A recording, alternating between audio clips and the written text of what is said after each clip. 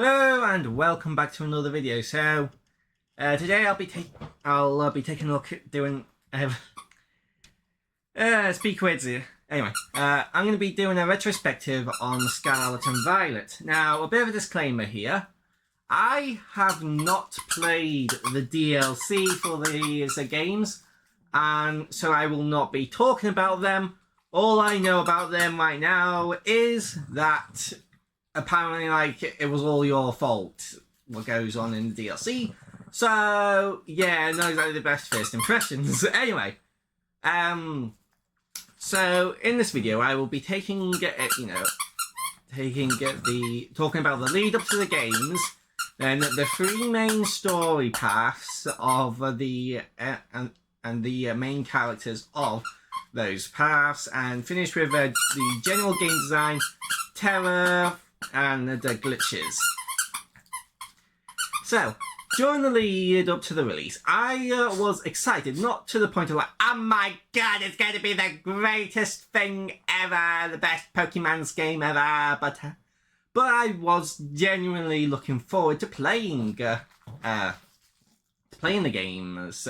The trailers looked good, despite low frame rates on certain things, like I remember the windmills had a bit of a low frame rate. But in my head I just thought, they'll fix it like they did with the Legends Arceus, because with the first trailer of Legends Arceus, that had some frame rate issues. I was curious how the free story routes would work, and I was apprehensive about the bosses not scaling to the trainer's level or badges. And that will come back to bite the game in the ass later. So, the beginning. The beginning of the game is a slog, with tons of dialogue and walking that's so slow it felt like playing Gens 1 through 5 without using the run button.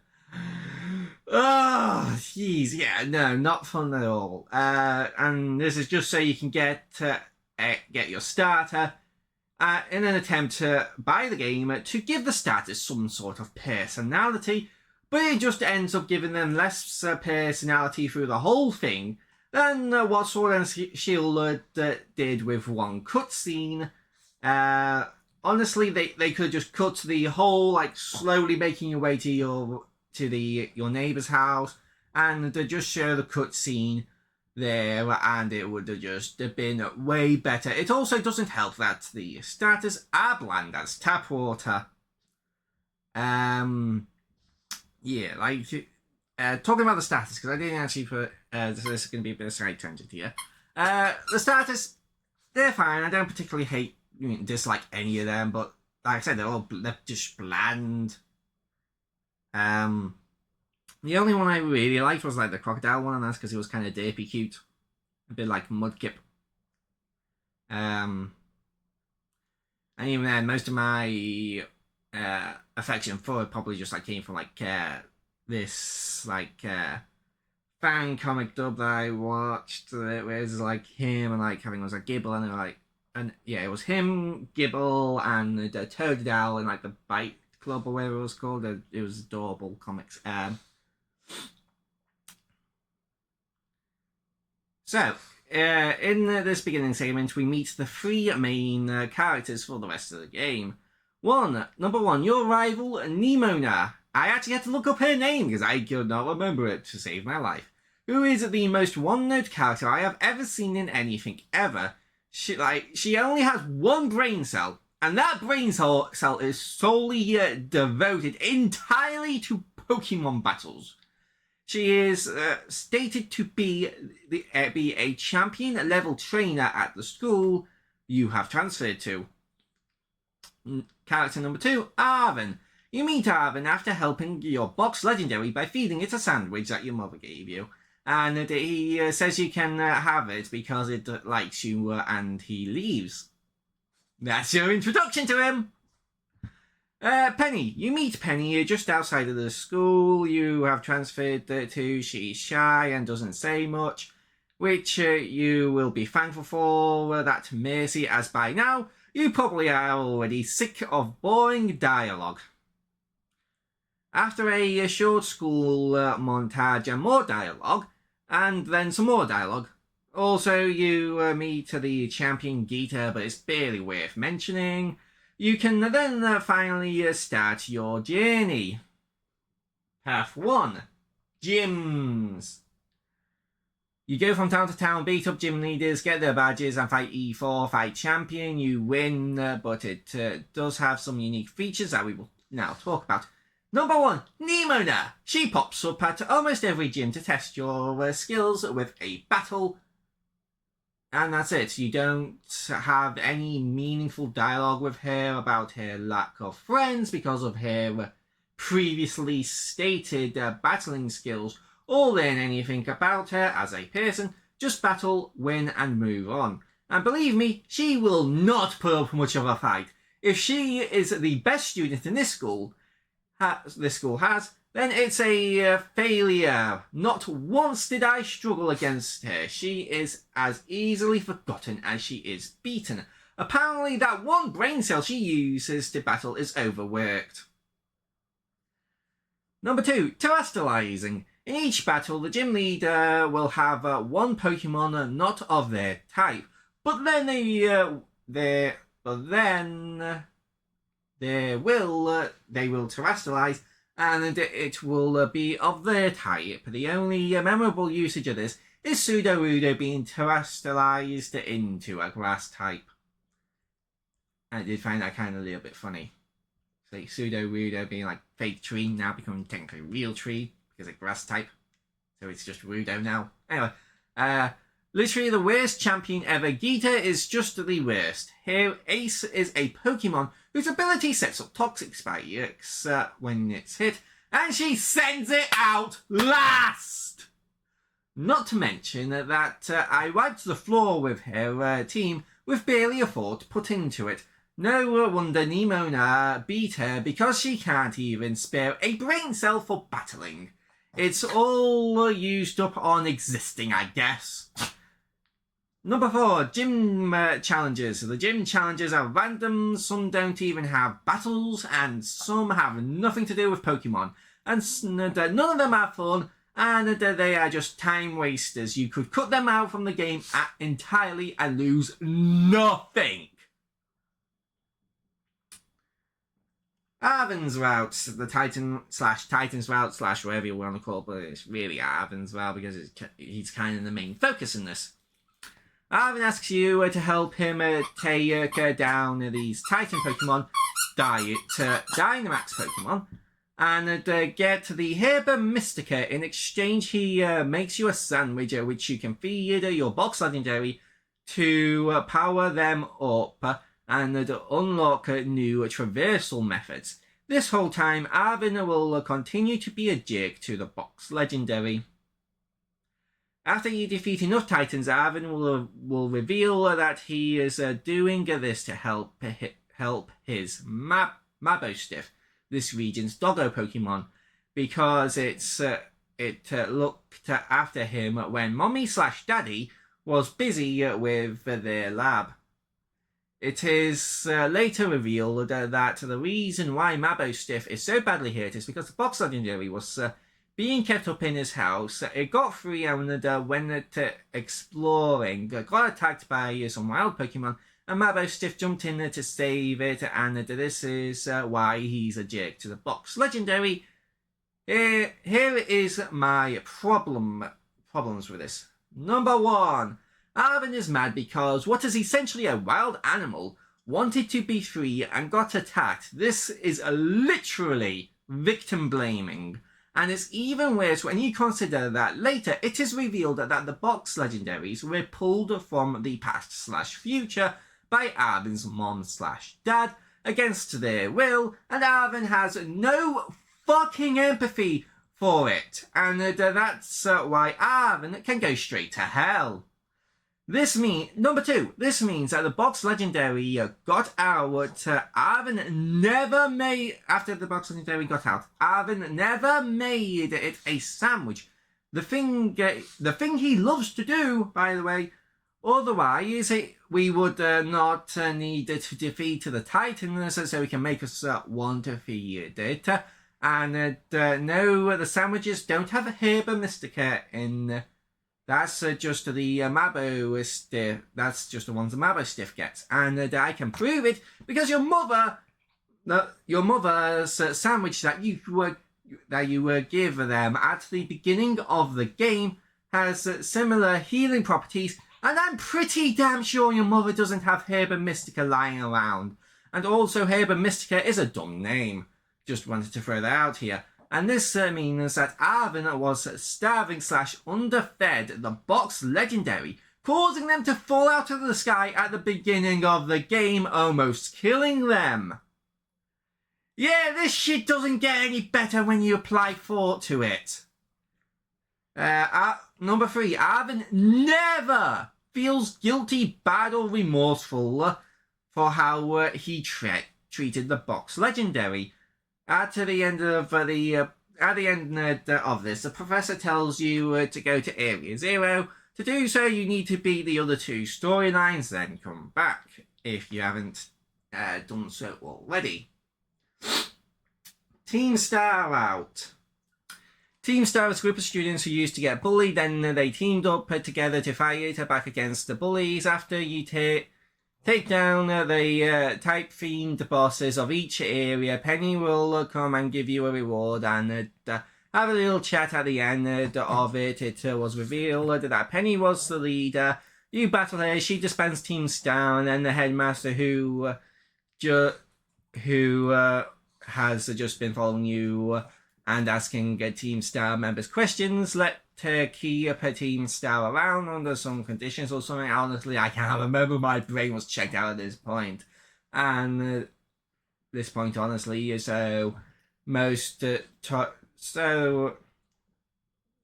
my brain was checked out at this point. Honestly, the most tolerable storyline as I can empathise with standing up to bullies. Because, you know, when I was in school, I got bullied and I basically did what they did and just, well, I didn't team up with other students, I just took them on myself. Fun times. Area 0. Once you have beaten all 3 main stories, you can then descend into Area 0, deactivating some security or something again. By this point, my brain was checked out and my mind was on autopilot. You find the second box legendary and it kicked out your box legendary, which is why it had to go live in Aaron's house and why you had to feed it sandwiches to regain its abilities. You open the lab, a bunch of Pokemon from the past/future come out and attack you. Your friends help take out a couple of them. You go in, find out Professor is dead, and the professor you have been talking to is a robot that wants you to stop the machine that is pulling Pokemon from the past/future to the present, but the robot code made it so that it would try to stop you, so you battle it twice, which was actually a bit challenging. I'll give it this, it was a bit of a challenge. But nothing really too difficult. The AI professor sends themselves into the past/future, but not before giving Arvin something new to talk about with his therapist. Story conclusion, it's just bad. It's just bad.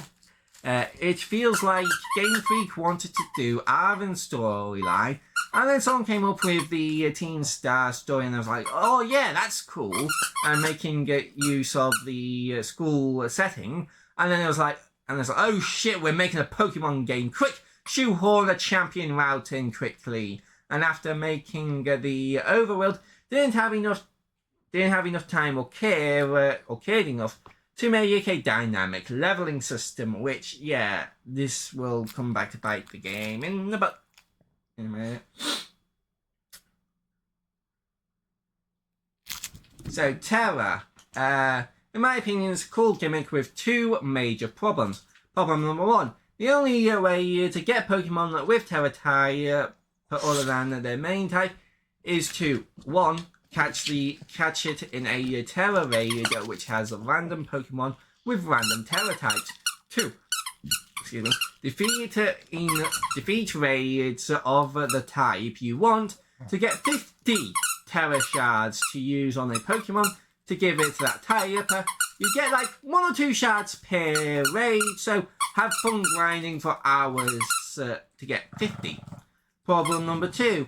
In the main game, it kind of feels like an instant win button. You press it and get a boost and a sweep, especially because you can get Terra Blast quite easily. Glitches. While I personally did not encounter any major glitches in my first playthrough, that was not the case for others, and it made Pokemon a laughingstock on the internet. For a while, as a Pokemon fan, it was really embarrassing, and they never released a performance patch, and the performance is again, it's just bad. An NPC right in front of you in plain sight will be running at like 5 FPS. So yeah, I really just don't get why they never bothered releasing a performance patch. Now, come on. General game design. Okay. So, let's talk about the overworld of Scarlet and Violet. In the advertising, they touted it as the first open world Pokemon game, but it's really not. Despite having a big open area, there is fucking nothing to do in it unless you go along one specific route that has trainers on it, and if you don't take it on your way to the next story progression location, then you will be on the level. This is not an open world game. It's like if you took the wild areas from Sword and Shield and wrapped it around a normal Pokemon game. Yeah, sure, you could go out and explore off into the distance, but why would you want to do that other than catching Pokemon? There is nothing to do, really. I mean, I guess you could collect Gimme Ghoul coins, but you have... Oh my god, Gimme Ghoul, just like... What the fuck were they thinking with Gimme Ghoul? Like, I caught its pre-evolution in my playthrough, just, oh yeah, cool new ghost type. I want to use this. And I was like, and I had it on my team for a while. I was like, it's really starting to fall behind. I'm gonna look up when this evolves. It evolves when you get 999. Was it 999 or 9,999? I think it was 999. I'm gonna be generous and say it was only 999 Gimme Ghoul coins. And it's like, you fucking what? Yeah, no, I'm, 1, never in a main playthrough, and 2, probably never in a, in post game. Like, why? Why? No, it's, what? It's stupid. Conclusion. Game Freak tried to do too much all at once.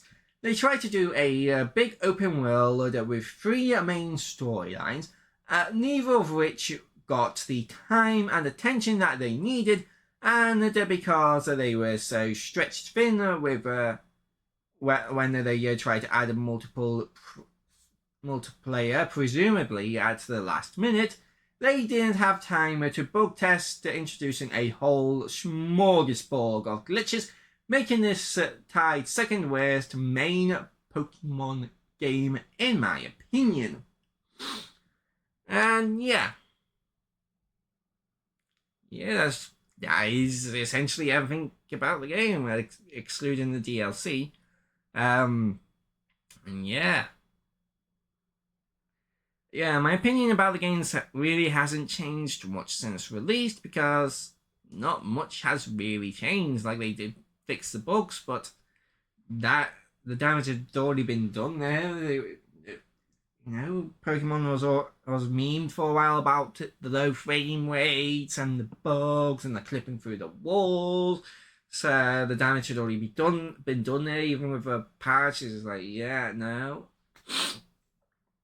And then, yeah, and my main problems, even back when the game released, wasn't the bugs and glitches. It was just the It's bland. It's just a boring story. Bad characters that were either one-dimensional and all they thought about was battles, or just complete assholes with zero fucking remorse or empathy, or well, I kind of like Penny. She was kind of cool. But yeah, other than that, there's not. Yeah, and then also like just like the open world, just being just bland, boring, and meh. Like, yeah, like if you don't like the wild area from Sword and Shield, then you should hate the open wilderness of the fake open wilderness of Scarlet and Violet, because it is far worse. Because at least with the wild area in Sword and Shield, while it didn't have a ton to do, it you could just ignore. You could just like go to your next gym, and you didn't really have to do much in it, and it wasn't the main selling point of the game. Really, it was just a nice area that you could do spend some time in if you wanted to, but you could spend most of the game just not really bothering with it if you really wanted to.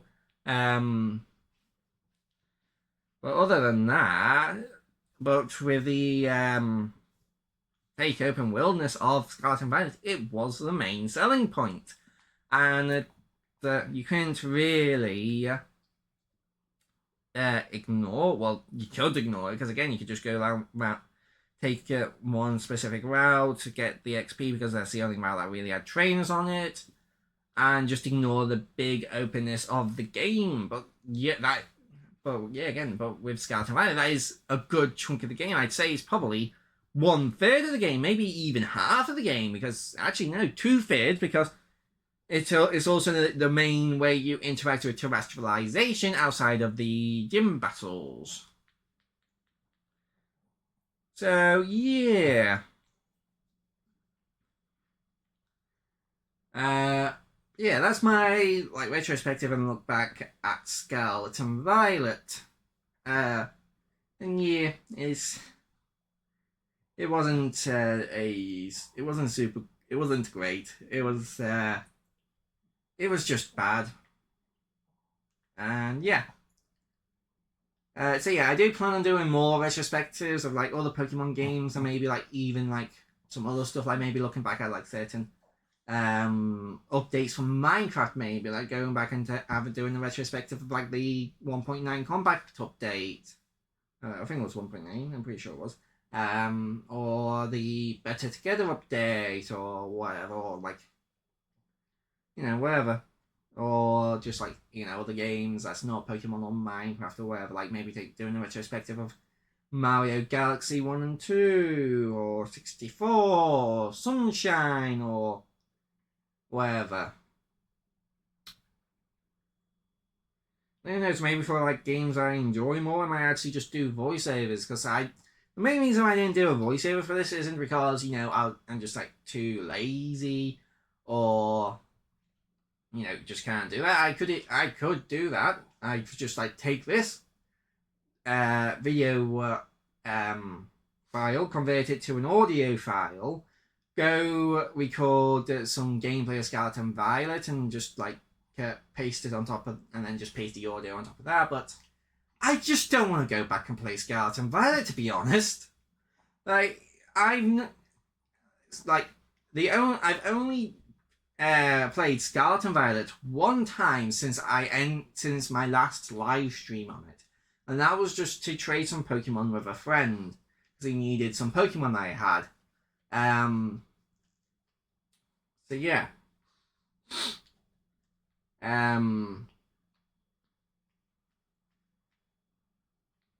So yeah, for games I like more than this, that I like more, I might just go back and that if I can, I'll just go back and record some gameplay footage or something. I don't know. Anyway, hope you guys did enjoy this video. Hope to see you guys in the next one, and bye-bye.